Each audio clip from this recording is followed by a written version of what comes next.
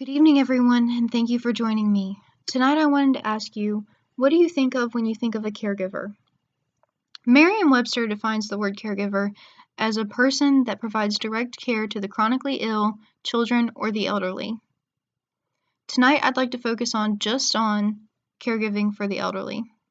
So where did this come from?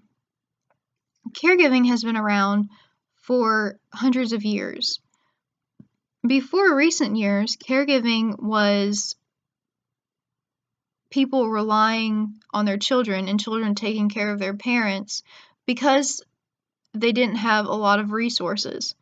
Also, the children were hoping to get what the parents would leave them when they died. On average, it's been found that women for centuries have been the typical caregivers. This was fine up until the 1950s when women started joining the workforce. At this point, women didn't know how to enter the workforce and also be caregivers at the same time because all of this pressure was put on them. This prompted the advent of the Family and Medical Leave Act of 1993.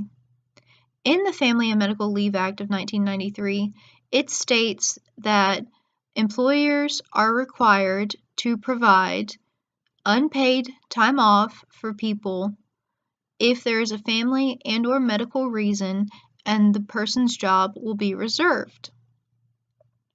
We typically know this better nowadays as FMLA papers, which is typically what your employer will give you if you need something in that situation. Even with this advancement, people were still having to leave their jobs to be caregivers. This put a strain on people because it threw them in the conundrum of, I can't work because I have to be a caregiver, but also I can't afford to be a caregiver because I'm not working. Medical advancements were amazing for the elderly people. A study by Lynn Feinberg and Carol Levine found that 41% of the people born in 1900 only lived to the age of 65, and they typically didn't live past that. Whereas later on, they found that 84% of the people born in the year 2000 would live past the age of 65. This means that life expectancy rates are increasing dramatically and that the cost of medical care is also increasing dramatically.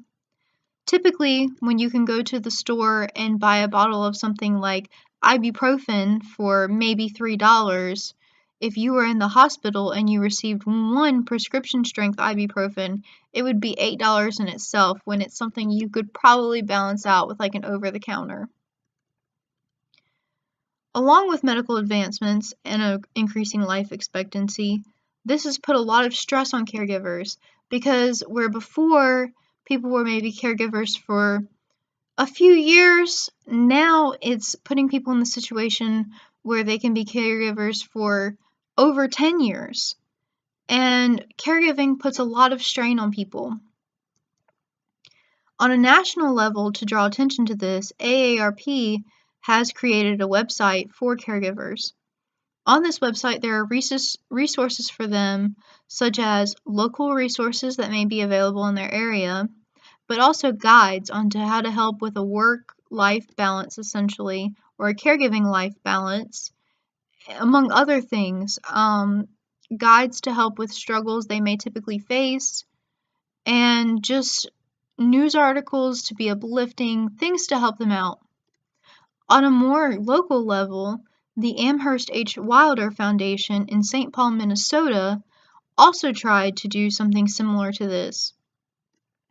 They were trying to trigger that light bulb moment in people where someone sees something and they say, hey, this fits in my situation, because what they were finding was that a lot of people were caregivers, but they didn't address themselves as caregivers. They didn't think that they qualified as a caregiver.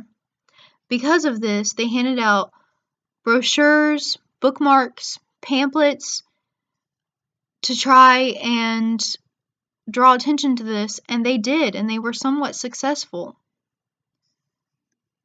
So, needless to say, caregiving is something that's been around for a long time.